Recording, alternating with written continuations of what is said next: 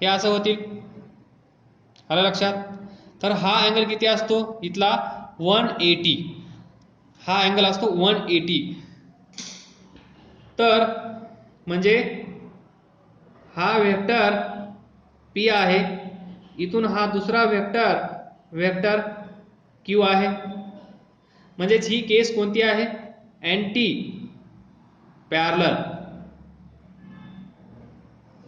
दोन वेक्टर एकमेकांना कसे आहेत? Anti parallel.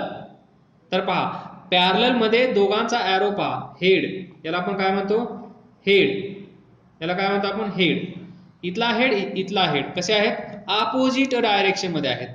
त्या केसमध्ये पहा निगेटिव्ह येत आहे. पॅरलल म्हणल्यानंतर दोघांची डायरेक्शन सेम आहे. अँटी पॅरलल म्हणल्यानंतर दोघं एकमेकांना अपोजिट आहेत.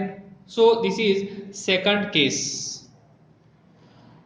तर दोन व्हेक्टर मधला अँगल तुम्हाला दिला आणि तो अँगल 180 डिग्री असेल तर हे सर्व लिहायची गरज नाही, तुम्ही डायरेक्ट हे यूज करू शकता. जर दोन व्हेक्टर मधील अँगल 0 दिला तर एवढं सर्व करायची गरज नाही, तुम्हाला डायरेक्ट हे आठवलं पाहिजे. हे रिझल्ट्स स्टार करून ठेवा. हे रिझल्ट्स तुम्हाला पाठ झाले पाहिजेत कॉम्पिटिटिव्ह एक्झामसाठी. नाहीतर मग तुम्ही कॉम्पिटिटिव्ह एक्झाम मध्ये जाणार आणि हे सर्व करणार, एवढा वेळ वाया घालवणार. हे बोर्डासाठी ठीक आहे. कॉम्पिटिटिव्ह एक्झाम मध्ये तुम्हाला दोन व्हेक्टर मधला अँगल 180 डिग्री दिला आहे असं सांगितलं की तुम्हाला लगेच स्केलर प्रोडक्ट मध्ये म्हणजेच डॉट प्रोडक्ट मध्ये हा शॉर्टकट आठवला पाहिजे. आता third case, if theta is equal to 90 degree. If theta is equal to 90 degree काय होईल पाहूया आपण. आपल्याकडे आहे एक वेक्टर P आणि दुसरा वेक्टर Q. दोघांमधला अँगल 90. सो वेक्टर P दुसरा आहे वेक्टर Q, या दोघांमधला अँगल आहे 90 डिग्री. तर पहा vector P dot vector Q कसं सोडवतो आपण? वेक्टर P चं मॅग्निट्यूड, वेक्टर Q चं मॅग्निट्यूड आणि दोघांमधला कोसाइन अँगल कॉस थीटा. तर याचं मॅग्निट्यूड तुम्हाला हे नोटबुक मध्ये लिहिण्याची गरज नाही, हे ॲरो. सो याचं मॅग्निट्यूड P, याचं मॅग्निट्यूड Q, हा cos theta as it is. So vector P dot vector Q, PQ cos theta. So we know that theta is equal to 90. So cos theta is equal to cos 90 is equal to 0. तर vector P dot vector Q is equal to काय येईल ते पहा. From this PQ cos 90 म्हणजेच 0. So vector P dot vector Q is equal to 0. म्हणजे दोन vector मधला angle जर 90 डिग्री असेल, जर दोन वेक्टर मधला अँगल 90 डिग्री असेल तर ते दोन वेक्टर एकमेकांना परपेंडिक्युलर असले पाहिजेत. हे तर आपल्याला माहीतच आहे. जर तुम्हाला त्यांनी असं सांगितलं दोन व्हेक्टरचा डॉट प्रोडक्ट 0 आहे, जर त्यांनी तुम्हाला असं सांगितलं प्रॉब्लेम मध्ये जर असं दिलं दोन व्हेक्टर आहेत, त्या दोन व्हेक्टरचा डॉट प्रोडक्ट 0 आहे, जर त्या दोन व्हेक्टरचा डॉट प्रोडक्ट 0 असेल तर ते दोन व्हेक्टर एकमेकांना परपेंडिक्युलर असले पाहिजेत किंवा वाईस वर्सा.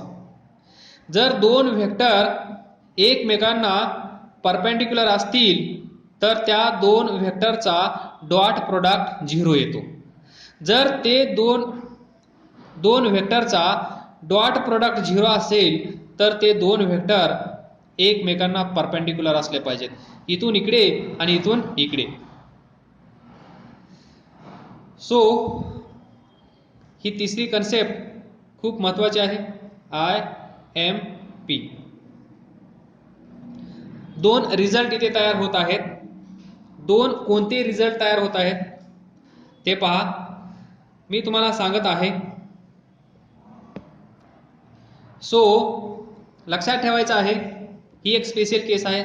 नंबर 3 स्पेशल मध्ये स्पेशल, दोन वेक्टर पी आणि वेक्टर क्यू मध्ये अँगल 90 आहे, तर यांचा डॉट प्रोडक्ट 0 येतो.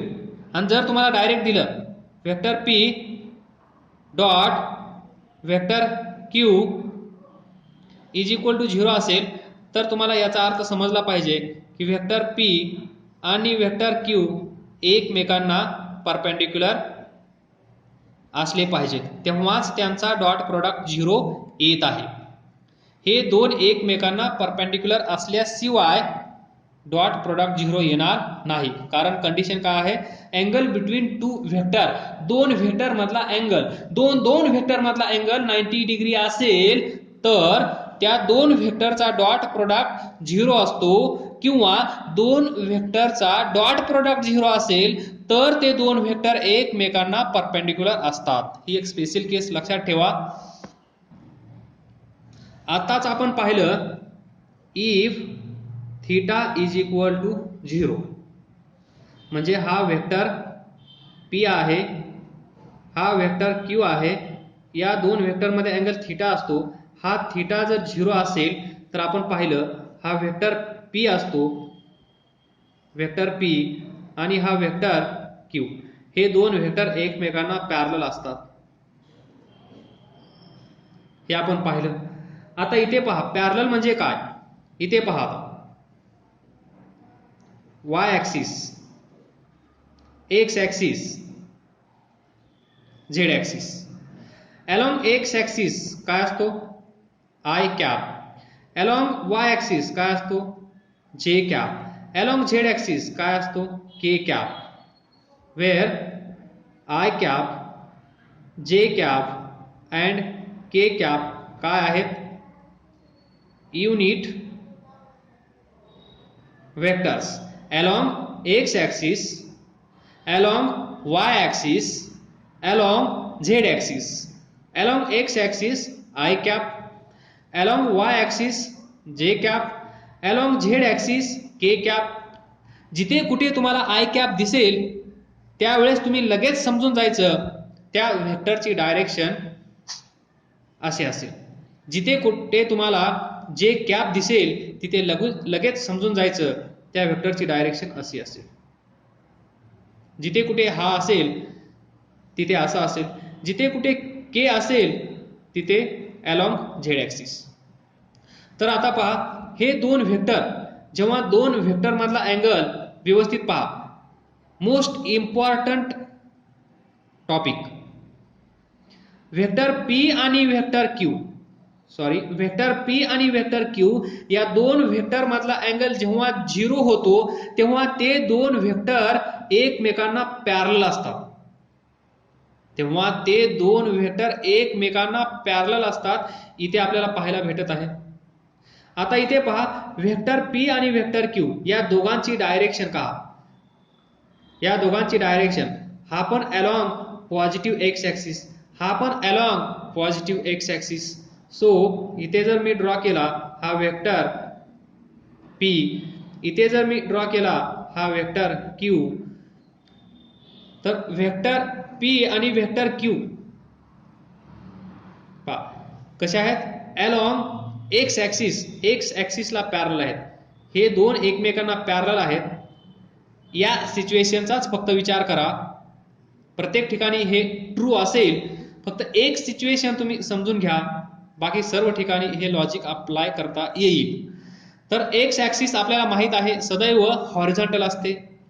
हे दोन व्हेक्टर आपण कन्सिडर केले, त्या दोन व्हेक्टर मधला अँगल थीटा कन्सिडर केला, त्या थीटाला आपण 0 कन्सिडर केलं. जसं आपण त्या थीटाला 0 कन्सिडर केलं त्याच वेळी ते दोन व्हेक्टर एकमेकांना पॅरलल झाले. आणि जेव्हा पॅरलल झाले तेव्हा हे जर दोन व्हेक्टर मी पॅरलली इथे घेऊन आलो तर ते असे दिसतील एक्स वाय प्लेन मध्ये. तर इथे पहा आता हे दोन व्हेक्टर एकमेकांना पॅरलल आहेत, म्हणजे ते एक्स ऍक्सिसला पण पॅरलल असले पाहिजेत. येते का लक्षात, एक्स ऍक्सिसला पण पॅरलल असले पाहिजेत. तर मग आपल्याला माहित आहे along X axis unit vector काय आहे आय कॅप, म्हणजे याचा युनिट वेक्टर काय असेल आय कॅप, याचा युनिट वेक्टर काय असेल I cap along this axis.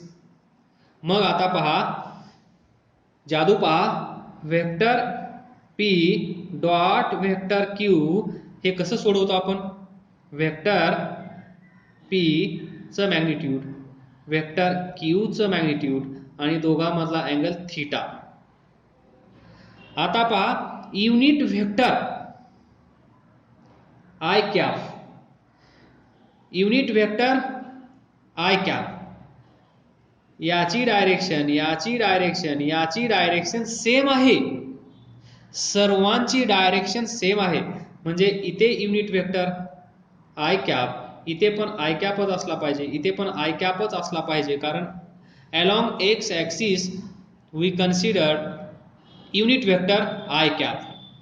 So तर हेच इक्वेशन मी आय कॅप म्हणजे याचा युनिट वेक्टर तर पहा, म्हणजे आता वेक्टर P ला आपण हे कन्सिडर करू, वेक्टर Q ला हे कन्सिडर करू. So I cap dot I cap पहा काय करत आहे, very similar. I cap dot I cap याला कसं लिहिता येईल, पहिल्या आय कॅपचा मॅग्निट्यूड, दुसऱ्या आय कॅपचा मॅग्निट्यूड आणि दोघांमधला अँगल कॉस थीटा. तर आता आय कॅप कसा असेल अलॉंग एक्स ऍक्सिस, म्हणजे हा आय कॅप हा कितीही असू द्या, हे सर्व एकमेकांना पॅरलल आहेत, यांच्यामधला अँगल किती असेल 0. दोन पॅरलल लाईन मधला अँगल किती असतो 0. सो आय कॅपची डायरेक्शन कशी असेल अलॉंग एक्स ऍक्सिस, या आय कॅपची डायरेक्शन कशी असेल अलॉंग एक्स ऍक्सिस. म्हणजे हे दोन एकमेकांना कसे झाले पॅरलल. मग पॅरलल मध्ये अँगल किती असतो theta is equal to 0. So आता युनिट वेक्टर म्हणल्यानंतर तुम्हाला कळत असेल युनिट मॅग्निट्यूड काय असतं युनिट 1 याचं 1 डॉट म्हणजेच डॉट म्हणता येणार नाही, सिंपल अल्जेब्रिक मल्टिप्लिकेशन. इथून पुढे या साईडला सिंपल अल्जेब्रिक जो गुणाकार आपण करत होतो 10वी पर्यंत तोच गुणाकार या साईडला असेल. सो 1 इंटू कॉस 0 किती येईल 1. म्हणजे I cap dot I cap जर आपण फाइंड करण्याचा प्रयत्न केला तर आपल्याला काय भेटत आहे 1. कारण आय कॅप दोघांमधला अँगल किती असेल 0. हे तुम्हाला इथे पण व्हिज्युअलाइज करण्याचा प्रयत्न केला आहे, अदरवाईज तुम्हाला माहित आहे हा आणि हा या दोघांमधला अँगल 0 असतो. मग आय कॅप म्हटल्यानंतर along X axis i cap असतो, जे कॅप अलॉंग जिथे जे दिसेल तिथे त्यांची डायरेक्शन अशी असेल, झेड म्हणल्यानंतर त्यांची डायरेक्शन अशी असेल, एक्स म्हणल्यानंतर त्याची डायरेक्शन अशी असेल. आणि आपल्याला माहित आहे I cap is unit vector along X axis, जे cap is unit vector along Y axis, K cap is unit vector along Z axis. Now i cap 1 भेटला तर हा रिझल्ट तुम्हाला पाठ पाहिजे. आता पाहूया आपण जे कॅप डॉट जे कॅप काय येईल. सो या जे कॅपचं मॅग्निट्यूड या जे कॅपचं मॅग्निट्यूड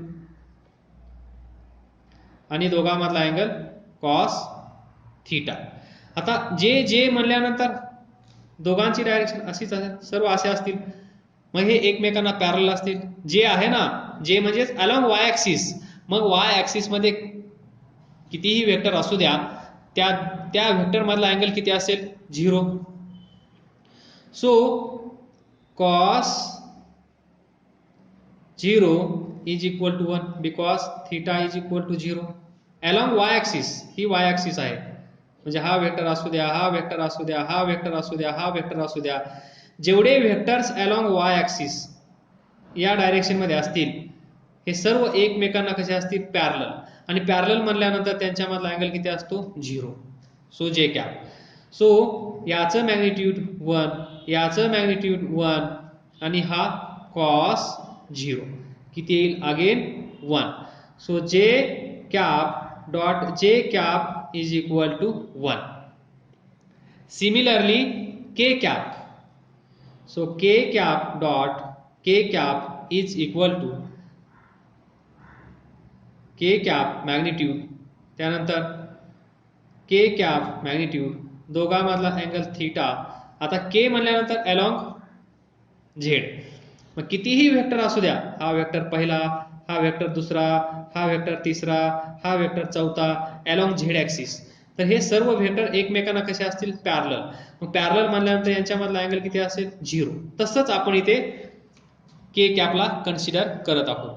सो के कॅप आणि के कॅप स्वतःमध्ये अँगल किती, so 0. So cos 0 is equal to 1 where theta is 0 angle between k cap and k cap. तर याचं मॅग्निट्यूड 1 असतं कारण तो युनिट वेक्टर आहे. याचं मॅग्निट्यूड 1 असतो कारण तो युनिट वेक्टर आहे. सो कॉस 0 किती येत आहे 1. So K cap dot K cap 1. म्हणजेच आपण फायनली काय लिहू शकतो पहा, कन्क्लूड काय करू शकतो आपण, I cap dot I cap is equal to J cap dot J cap K cap dot K cap is equal to 1. म्हणजे आजपासून तुमच्या समोर I डॉट I आलं की तिथे 1 घ्यायचं, J डॉट J आलं की तिथे 1 घ्यायचं, K डॉट K आलं की तिथे 1 घ्यायचं. 5 स्टार.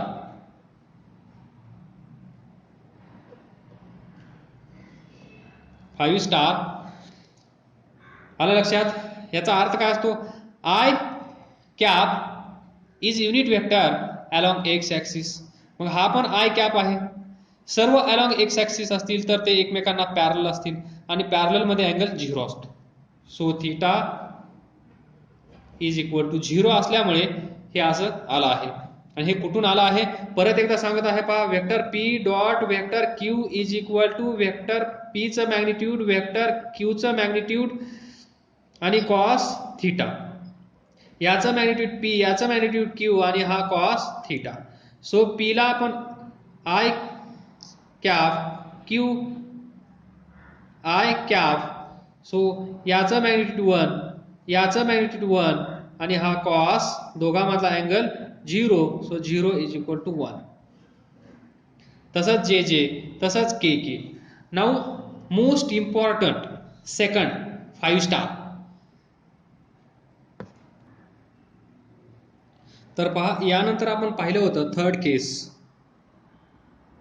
थर्ड केस कोणती होती, if theta is equal to 90. त्यावेळेस काय भेटलं आपल्याला, हा वेक्टर पी असेल dot product with vector Q is equal to magnitude of vector P into magnitude of vector Q, या दोघांमधला angle theta. So vector P चं मॅग्निट्यूड पी, वेक्टर क्यू चं मॅग्निट्यूड क्यू आणि हा कॉस थीटा. त्यानंतर vector P dot vector Q. आता पहा इथे y axis, x axis, z axis, x y z. Along x axis आपल्याला माहित आहे I cap, along y axis j cap, along z axis k cap. x y axis एकमेकांना perpendicular असते, y z ही perpendicular असते, x z ही perpendicular असते. म्हणजे इथे 90 degree असतो अँगल, इथे 90 असतो, इथे 90 असतो. x y z हे तिन्ही एकमेकांना कसे असतात, म्युच्युअली परपेंडिक्युलर. सो आता इथे पहा, आपण या अगोदर पाहिलं I cap dot I cap is equal to J cap dot J cap is equal to K cap dot K cap is equal to 1 येत होतं. आता आपण पाहूया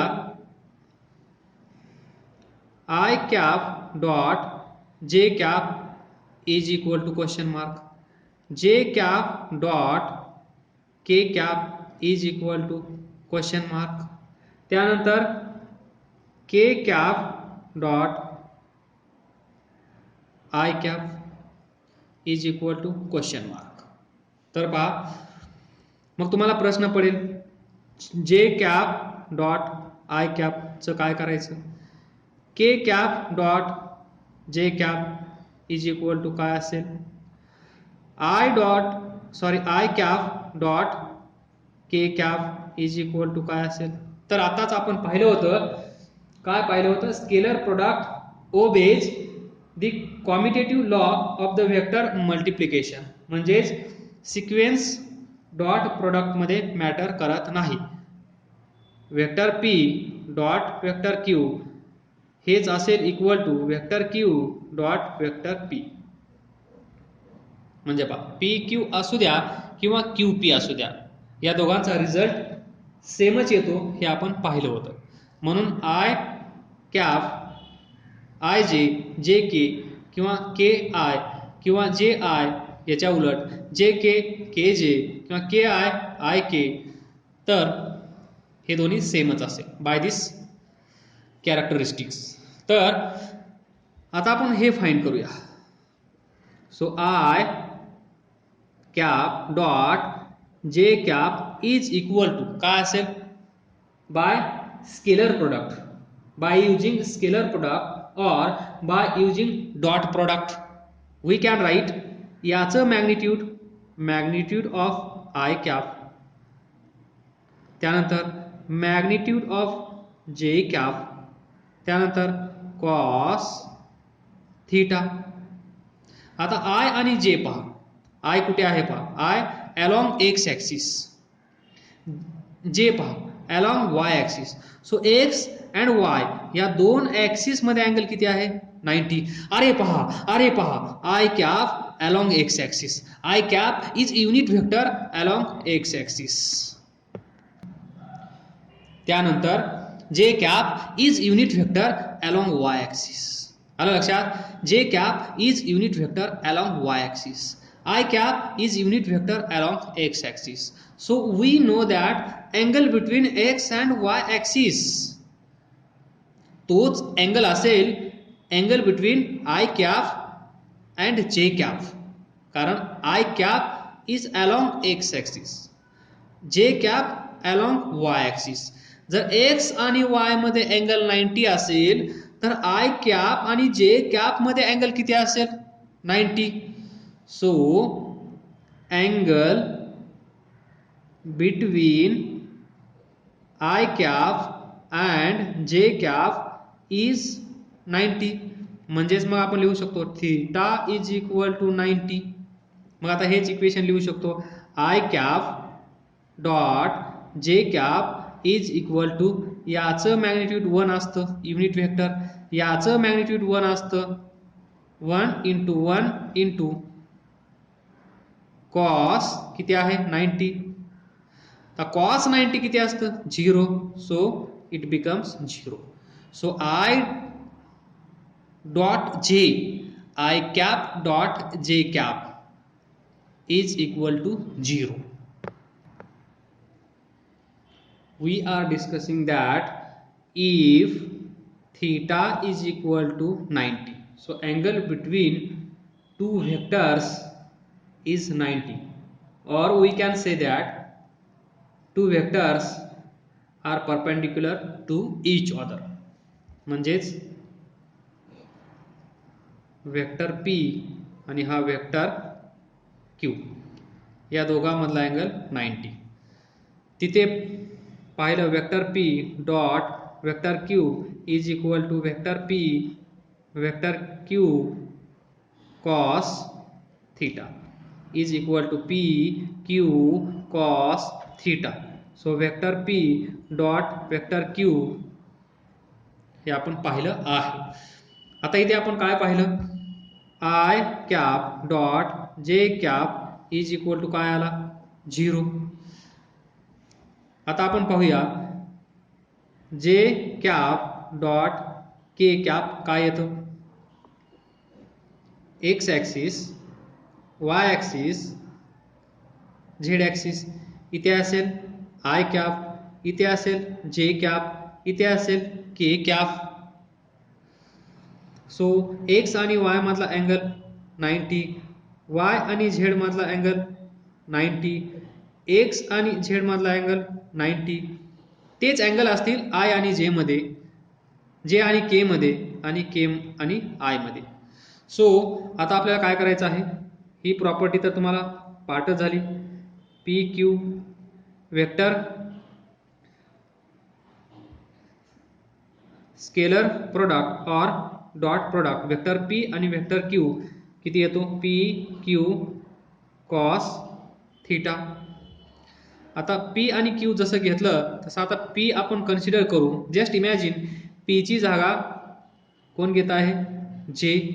क्यू ची जागा कोण घेत आहे, के. सो त्याच्या जागेवर लिहा J cap dot K cap is equal to याचं मॅग्निट्यूड जे कॅप, याचं मॅग्निट्यूड के कॅप, आणि दोघांमधला angle cos theta.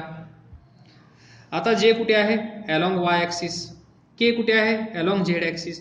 So Y आणि झेड ॲक्सिसच्या मध्ये अँगल किती आहे, 90.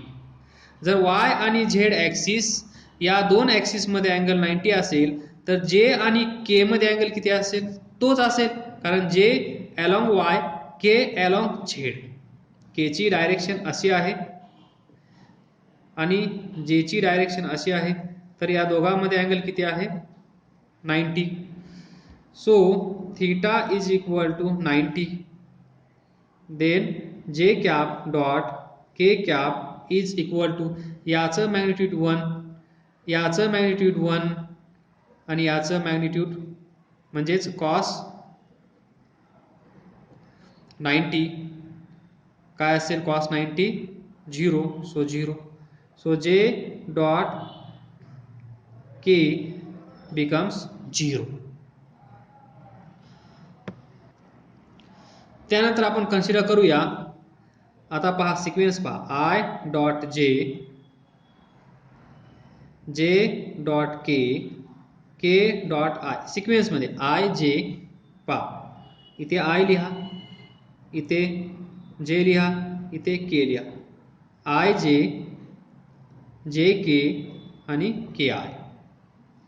आय जे के I is equal to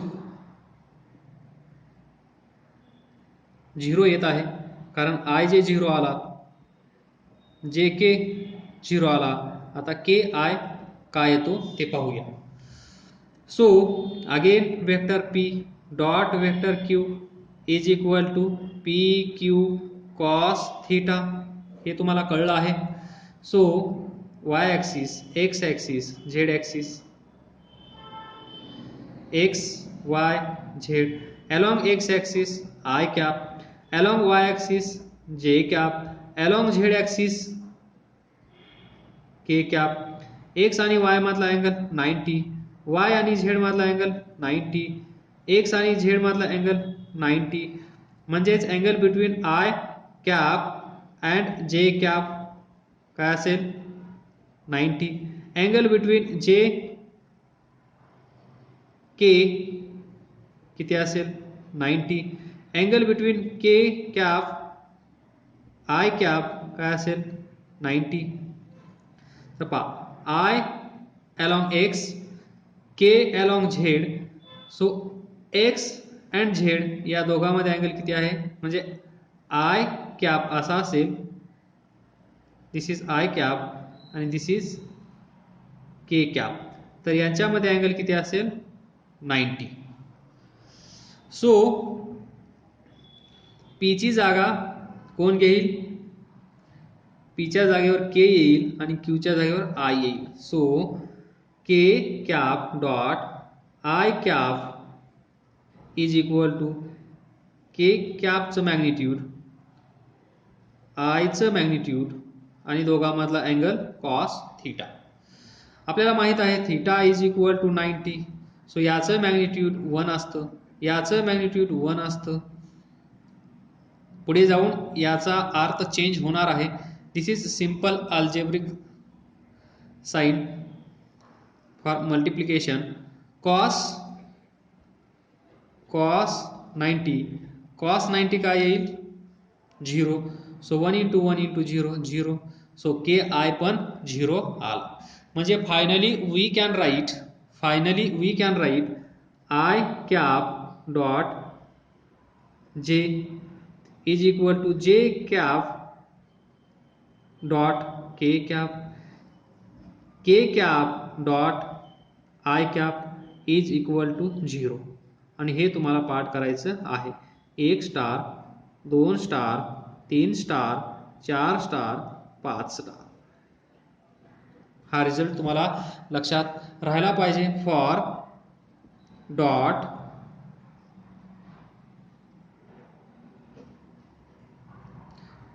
product लक्षात ठेवा. Dot this. Next property that is characteristic. if vector p is equal to vector q, जर हे दोन वेक्टर इक्वल असतील तर काय करायचं. आपल्याला माहित आहे vector p dot vector q is equal to vector p चं मॅग्निट्यूड इंटू वेक्टर q चं magnitude into cos theta. Vector p vector q या दोन वेक्टर मधला अँगल थिटा.